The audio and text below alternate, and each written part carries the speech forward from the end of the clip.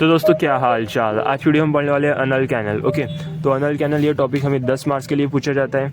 इस टॉपिक पर डायरेक्टली एक LAQ आ जाता है या फिर MCQ आते हैं, जिसमें छोटे छोटे पॉइंट्स पूछे जाते हैं जो हमने इस वीडियो में कवर किए। पूरा का पूरा अनल कैनल का टॉपिक हमने इस वीडियो में सिखा दिया है। ओके, और ज़्यादा से ज़्यादा ये वीडियो 10 से 15 मिनट की होंगी, जिसमें से आपको 10 मार्क्स का नॉलेज मिल जाएगा। साथ ही साथ हमने डायग्राम भी डिस्कस किए जिससे कि आपके सारे टॉपिक्स क्लियर होंगे। ठीक है, so without wasting any time let's get started. तो एक बार ओवरव्यू ले लेते हैं कि हम किस तरह से इस वीडियो में बढ़ने वाले हैं। सबसे पहले हम देखेंगे अनल कैनल के रिलेशंस, जो कि बहुत आसान होते हैं। उसके बाद हम बढ़ेंगे उसके कोर कंसेप्ट की ओर, और उसके कोर कंसेप्ट में होता है that is interior of the anal canal. Okay, so interior of the anal canal में 3 पार्ट्स रहते हैं। एक रहता अपर पार्ट, दूसरा रहता मिडल पार्ट और तीसरा रहता लोअर पार्ट। इन तीनों के तीनों पार्ट को हमने इस वीडियो में बहुत ही डिटेल में कवर कर लिया है। इसलिए सबसे पहले हम देखेंगे अपर पार्ट, मिडल, उसके बाद मिडल पार्ट और उसके बाद लोअर पार्ट। ठीक है, तो शुरू करते हैं हम सबसे पहले पॉइंट से। Anal canal lies in the anal triangle of the perineum in between right and left ischioanal fossa. तो आप इस इमेज में देख सकते हैं, ये होता है अनल ट्रायंगल ऑफ द पेरिनियम।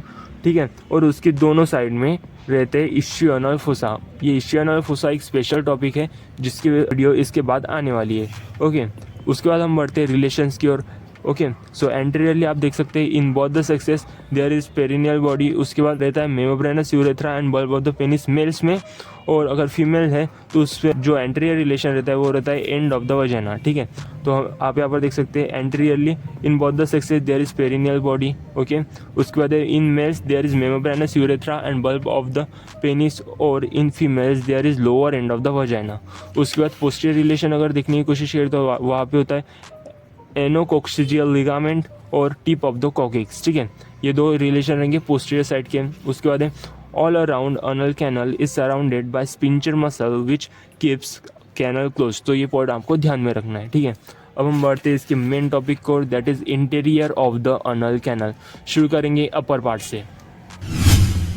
तो सबसे पहले हम पढ़ेंगे upper part with the help of this diagram. उसके बाद हम जाएंगे नोट्स की तरफ। आपको यहाँ पर ध्यान देना है कि अपर पार्ट हमें पढ़ना है, तो यहाँ पर एक लाइन इमेजिन कीजिए। ठीक है, और इसके ऊपर वाला ये जो हिस्सा दिख रहा है आप, इसे हम कहते हैं upper part of the anal canal.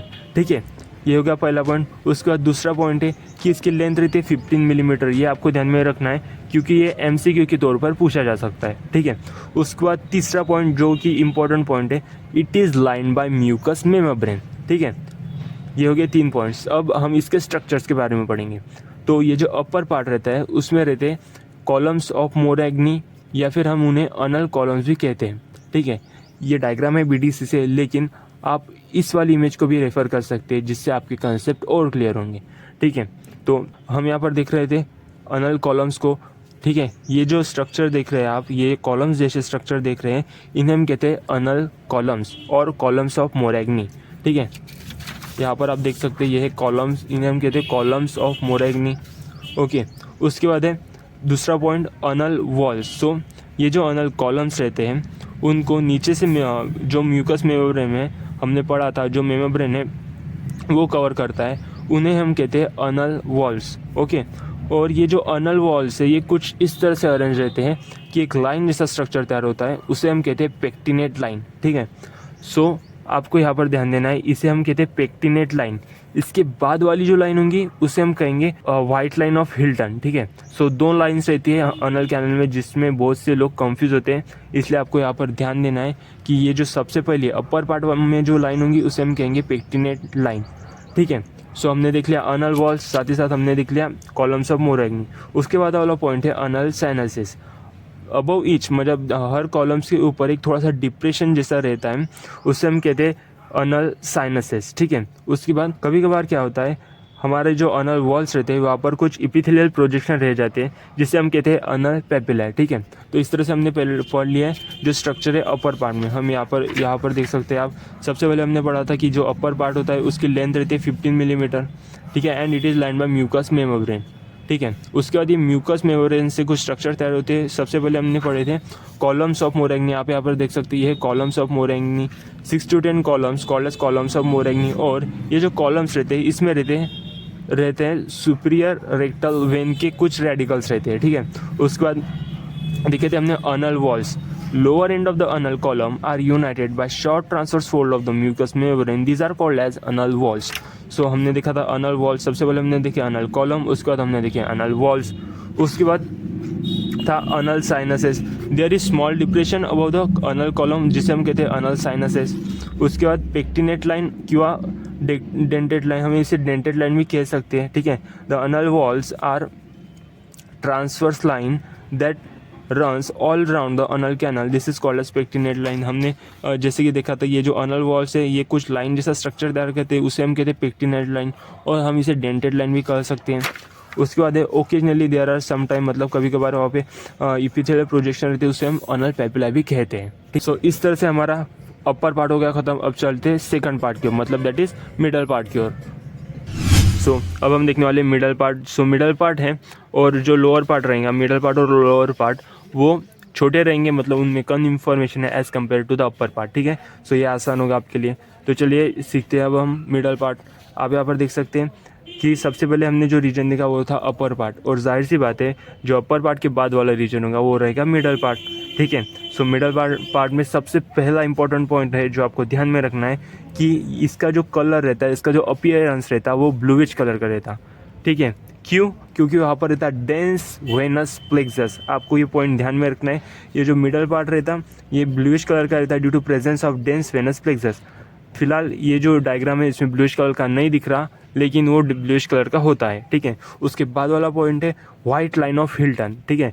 ये जो लोअर पार्ट रहता, मिडल पार्ट का जो लोअर एंड रहता, नीचे की तरफ वाला जो हिस्सा रहता, वहाँ पर एक वाइट कलर की लाइन रहती है, वाइट कलर का स्ट्रक्चर रहता है जिसे हम कहते हैं वाइट लाइन ऑफ हिल्टन.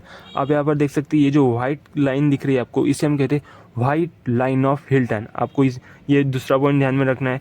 साथ ही साथ उसके बाद वाला पॉइंट है the lower limit of the pecten, मतलब ये जो lower limit of the middle part है वहाँ पे स्ट्रेटिफाइड स्क्वैमस इपिथेलियम रहते हैं जिसमें स्वेट ग्लैंड्स नहीं रहते हैं, ठीक है. ये पॉइंट आपको ध्यान में रखना है. सो पढ़ लेते एक बार मिडल पार्ट और ट्रांजिशनल जोन और पेक्टेन, इसके 3 नाम है जो आपको ध्यान में रखना है, ठीक है.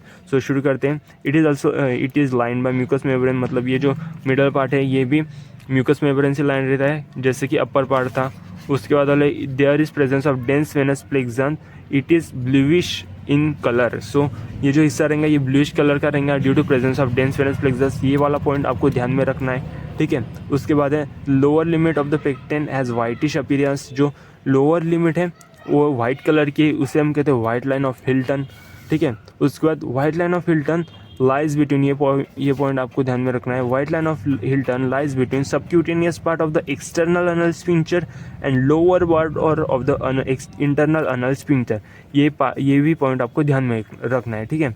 उसके बाद है the lower limit of the pecten और stratified squamous epithelium which is devoid of the sweat gland, मतलब यहाँ पर जो स्ट्रेटिफाइड स्क्वैमस इपिथेलियम रहते हैं उसमें स्वेट ग्लैंड नहीं होता है, ठीक है. ये हो गया हमारा मिडल पार्ट. उसके बाद है लोअर क्यूटेनियस पार्ट.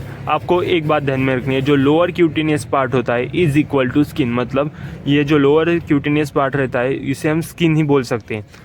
इसकी लेंथ रहती है 8 मिलीमीटर, ओके, और it is line by true skin which is sebaceous gland, sweat gland and hairs are present. इसका मतलब यही होता है कि जो हमारा लोअर क्यूटेनियस पार्ट होता है वो स्किन से कवर्ड रहता है और उस पर रहते हैं sebaceous gland, sweat gland as well as hairs, ठीक है.